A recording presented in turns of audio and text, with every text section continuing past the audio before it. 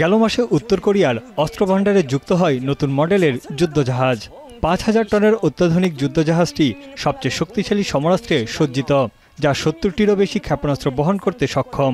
দেশটির রাষ্ট্রীয় সংবাদ মাধ্যম KCNA জানিয়েছে, যুদ্ধজাহাজটি সম্পূর্ণ নিজস্ব মেধা, পরিশ্রম ও প্রযুক্তিতে তৈরি করেছে উত্তর কোরিয়া, যার নির্মাণে সময় লেগেছে ১ বছরের মতো। এটি দেশটির নৌবহরের নতুন সংযোজন। একই ধরনের আরেকটি যুদ্ধজাহাজ উদ্বোধনের সময় কিম জং উনের সামনেই দুর্ঘটনায় পড়ে। বৃহস্পতিবার আনুষ্ঠানিকভাবে যাত্রা শুরু করার আগেই সেটির তলদেশের কিছু অংশ ভেঙে পড়ে। এতে জাহাজটি ভারসাম্য হারিয়ে উপকূলের পাশেই পড়ে আছে, তবে এতে কেউ হতাহত হয়নি।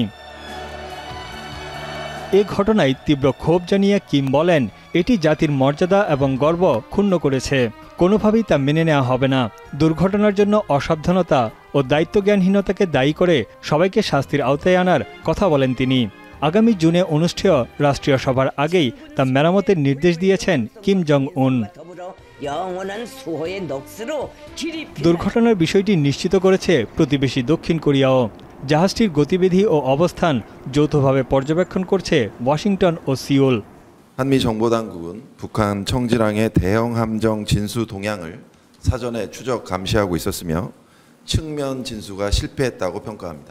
এদিকে দক্ষিণ কোরিয়ার প্রতিরক্ষা মন্ত্রণালয় জানিয়েছে, বৃহস্পতিবার সকালে একাধিক ক্রুজ ক্ষেপণাস্ত্র নিক্ষেপ করেছে উত্তর কোরিয়া, যা এই অঞ্চলকে আরও অস্থিতিশীল করে তুলেছে। সাধারণত সামরিক দুর্ঘটনার তথ্য খুব একটা প্রকাশ করে না উত্তর কোরিয়া।